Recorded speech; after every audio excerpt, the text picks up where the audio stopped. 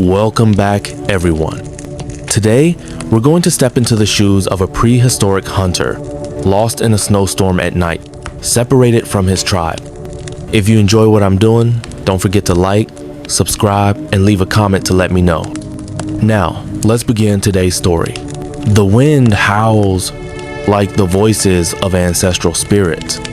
Cold. I can no longer feel the tips of my fingers. I run. I drag my feet. Snow blankets the earth. The sky feels like it's about to collapse. The night swallows every direction. I've lost them.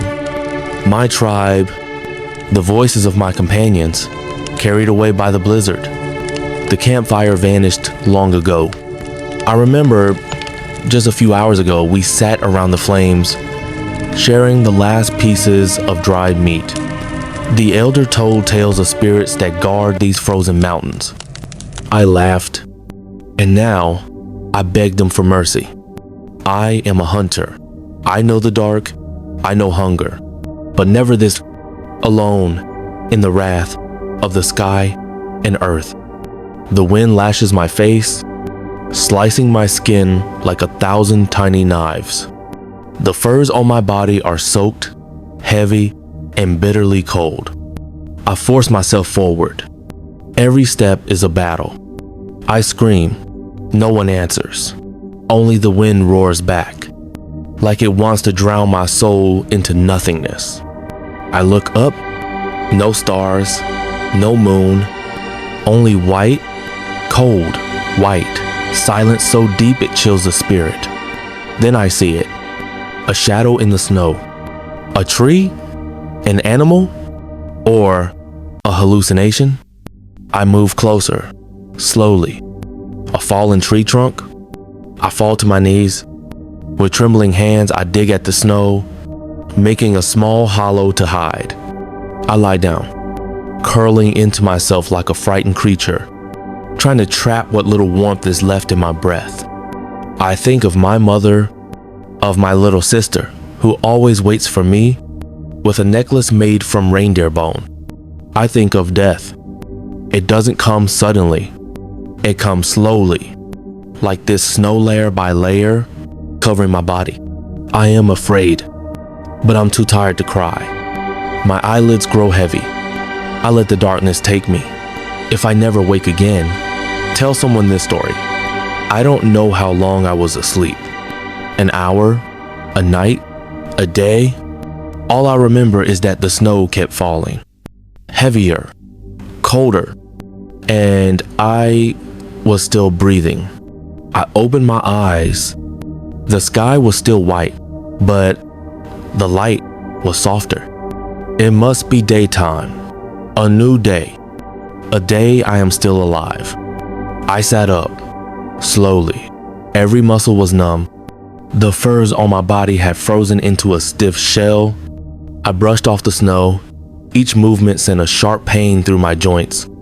But I was alive, and instinct demanded that I keep going. Hunger. Now, hunger came like a nightmare, gnawing, burning in my gut.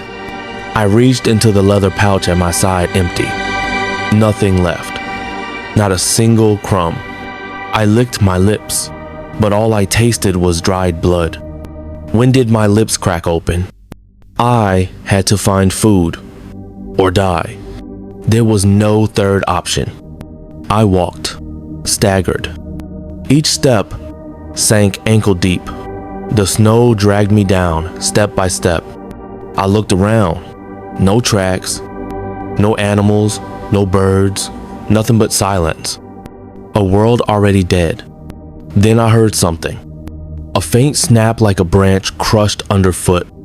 I held my breath, lowered myself. My eyes scanned the white mist, wide and sharp. Something was moving. A hare. It stood about 20 steps away. Its white-gray fur melted into the snow. Its ears twitched. It hadn't seen me yet. I slowly drew out the sharpened stone tied to my stick. My last weapon. I crouched low, creeping forward like a lynx on the hunt. I didn't breathe. I didn't blink. I poured every drop of strength into one throw. Then thud, a dry sound as the spearhead sank into the ground. The hare startled bolted. I lunged after it, screaming, but it was too late. I dropped to my knees, pounded the snow with my fist, screamed into the emptiness. The hunger was still there, deeper, crueler. I fell back, stared up at the sky. Snow began to fall again, each flake cold as death laying on my face like a burial shroud. I wanted to give up, to lie here, let the wind and snow carry me away like so many nameless before me. But then I remembered my sister's face, her braided hair, dark eyes, and the sound of her laughter beside the fire. I can't die here. I haven't told her the story of the saber-toothed tiger yet. I haven't taught her how to set traps. I haven't come home. I forced myself up, used my spear as a crutch, and stepped forward. Once more. I don't know where I'm going, but while I live, I walk. Ahead, a shadow appears. A cave, a rock, a dream? I don't know, but I will reach it. I dragged my feet toward that place. The faint dark shadow in the white snow grew clearer with each step. It was a cave, a narrow gap between two large rocks, almost buried under the snow. Not big, but just enough for a person to crawl inside. I crouched, crawling in. Inside, it was pitch black. No wind, no snow, only darkness, and the gentle warmth of stone holding on to heat. I collapsed against the wall. I was exhausted. No strength to keep walking. No strength left to be afraid. This might be where I die, but at least I won't die in the wind. I opened my leather pouch, empty, set the broken stick down beside me, pulled off the animal hide and laid it beneath me. I lay down, closed my eyes. In the dream, I heard my mother's voice. She was calling me, her voice soft as smoke from the hearth, drifting past my ear. Come home. I opened my eyes. But it wasn't a dream. It was real.